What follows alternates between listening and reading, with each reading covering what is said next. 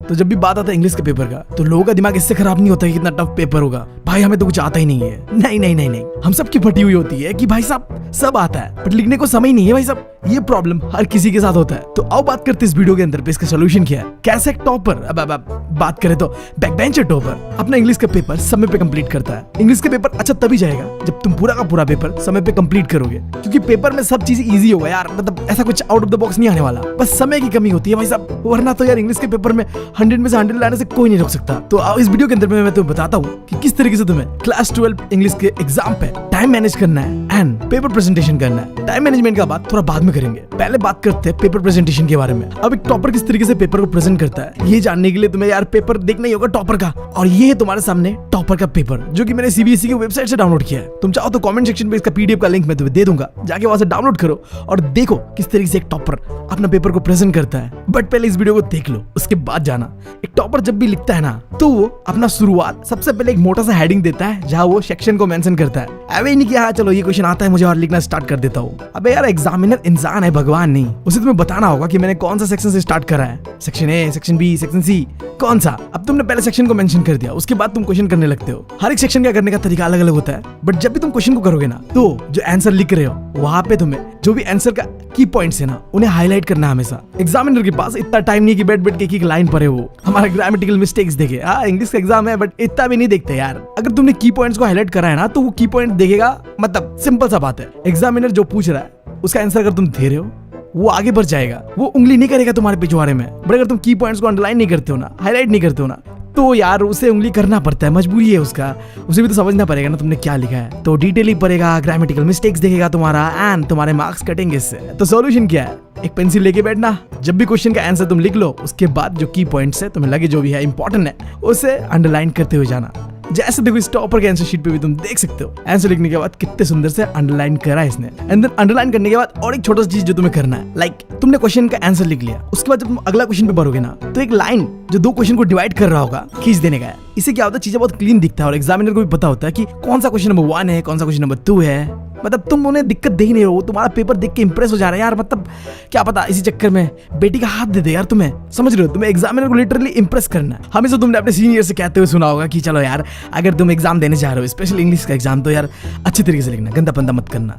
इसका मतलब क्या है भाई साहब, मतलब देखो सही में बता रहा हूँ, अगर तुम्हारा हैंडराइटिंग भी मेरी तरह गंदा है ना तो ये मत सोचो कि यार एक ही रात पे कर्सिव लिख दूंगा और भाई साहब एग्जामिनर के तो मतलब बल्ले बल्ले तुम्हारी बल्ले बल्ले, ऐसा नहीं। जब बात आता है कि हैंडराइटिंग सही से लिखना है ना तो यही 3 चीजों को ध्यान दिया जाता है। तुम हर एक सेक्शन को पहले मेंशन कर रहे हो एंड देन तुम आंसर्स को लिख रहे हो। आंसर्स को लिखते हुए भी एक चीज ध्यान देना, तुमने सेक्शन ए से स्टार्ट किया, सेक्शन बी से स्टार्ट किया, कोई भी सेक्शन से स्टार्ट किया, स्टार्ट करने के बाद आंसर्स को तुम्हें सीरियल वाइज करना है। लेट्स सपोज देखो यहाँ पे टॉपर का जो आंसर शीट है उसने सेक्शन सी को करा है। अब सेक्शन सी को उसने पूरा सीरियल वाइज करा है, like question number 7, question number 8, question number 9, question number 10, question number 11 and then 12, serial wise, समझ रहे हो। लेट्स सपोज तुम्हें कोई एक क्वेश्चन नहीं आता इसमें से, अब तुम क्या करोगे, क्वेश्चन का नंबर दे दो एंड देन इस पेज छोड़ दो।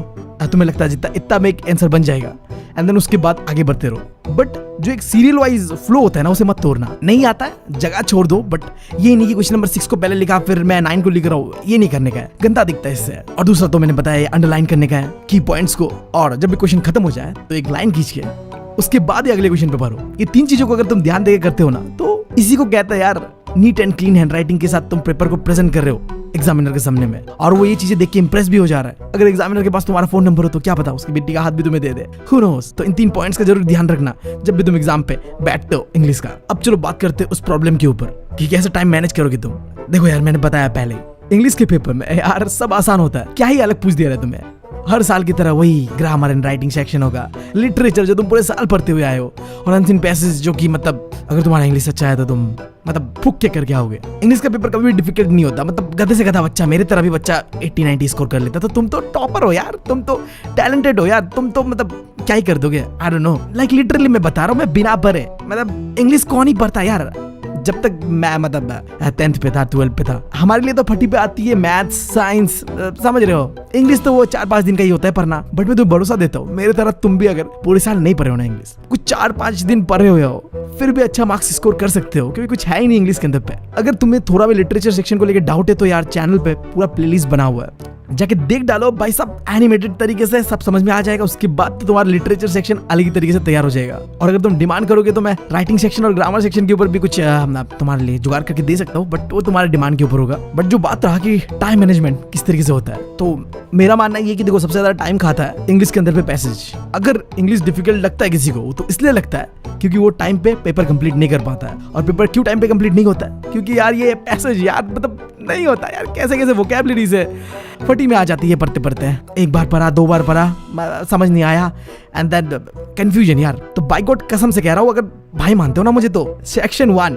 अनसीन पैसेज को पहले स्टार्ट मत करना। अनसीन पैसेज का दिक्कत ये रहता है ना, अगर तुम स्टार्ट में स्टार्ट करते हो तो तुम्हें कंफ्यूज करेगा, बट अगर आखिर में करते हो ना तो आई डोंट नो कैसे बट हर चीज आसान लगने लगता है, हो जाता है यार सब। आई डोंट नो, एक बार पढ़ते ही आंसर अंदर से आ जाता है क्योंकि तुम 2 घंटा अपना घिसा चुके हो ना, इतना तुम्हारे अंदर पे वो फ्लो आ जाता है। और वो फ्लो क्या करता है, तुम्हें मदद करता है अनसीन पैसेज को 10 से 15 मिनट में कंप्लीट करने पे। तो अगर तुम अपने भाई का सजेशन मानो ना, तो मैं तो यार कहूंगा कि तुम स्टार्ट करना लिटरेचर सेक्शन से। पूरे साल पढ़े हुए हो, कर लेना यार उसी से स्टार्ट, इजी होगा, कॉन्फिडेंस बनेगा, टाइम पे कंप्लीट भी हो रहा होगा फर्स्ट सेक्शन। 1.5 आवर लगा देना अपने लिटरेचर सेक्शन पे, आराम से कंप्लीट करना। एंड देन उसके बाद तुम जो राइटिंग और ग्रामर सेक्शन है उसे कर लेना। एंड देन आखिर में तुम करना तुम्हारा अनसीन पैसेज को 10 से 15 मिनट, 20 मिनट बहुत है यार, मतलब हो जाते हैं। आखिर में ना जब फट रही होती है ना भाई साहब, तो सब हो जाता है। और मैं इसलिए बता पा रहा हूँ क्योंकि ये मेरा पर्सनल एक्सपीरियंस है भाई। मैं मतलब क्या बताऊँ यार, जब फटती ना इंसानों की तो हम अलग ही मोड में रहते हैं, मतलब कर लेते हैं, हम कुछ भी कर लेते हैं। और तुम भी कर लोगे अगर तुम मेरा बात मानो तो। आई डोंट नो, अगर तुम्हें मेरा सजेशन पसंद नहीं आया तो तुम वीडियो को अभी खत्म कर सकते हो, बट अगर तुम्हें मेरा सजेशन पसंद आ रहा है ना तो यार लाइक करे बिना जाना मत इस वीडियो को। खैर, तो यही था पेपर प्रेजेंटेशन के ऊपर, टाइम मैनेजमेंट के ऊपर जो भी मेरा पर्सनल एक्सपीरियंस था, मैंने तुम्हें वही शेयर किया। मेरा अपना पर्सनल व्यू बताओ तो मुझे नहीं लगता कि इंग्लिश बहुत डिफिकल्ट होने वाला है, ना 10th पे होता है ना 12th पे होगा। आई होप तुम लोग पार के आने वाले हो, जो मैंने पॉइंट को बताया उसे ध्यान रखोगे। और हाँ, एक बार इस टॉपर के आंसर शीट को जरूर चेकआउट करना, थोड़ा कॉपी करने का ट्राई करना। आंसर्स को नहीं यार, मतलब गलत मत समझना, बस पैटर्न को, किस तरीके से इस बंदे ने लिटरेचर सेक्शन को अटेंड करा है, किस तरीके से इस बंदे ने राइटिंग सेक्शन को अटेंड करा है, किस तरीके से इस बंदे ने अनसीन पैसेज को अटेंड करा है। देख लोगे तो आसानी रहेगा। कमेंट सेक्शन में इसका गूगल ड्राइव का लिंक दे दूंगा, अगर दिक्कत होता है तो तुम मुझे पर्सनली इंस्टाग्राम पे भी पूछ सकते हो आगे।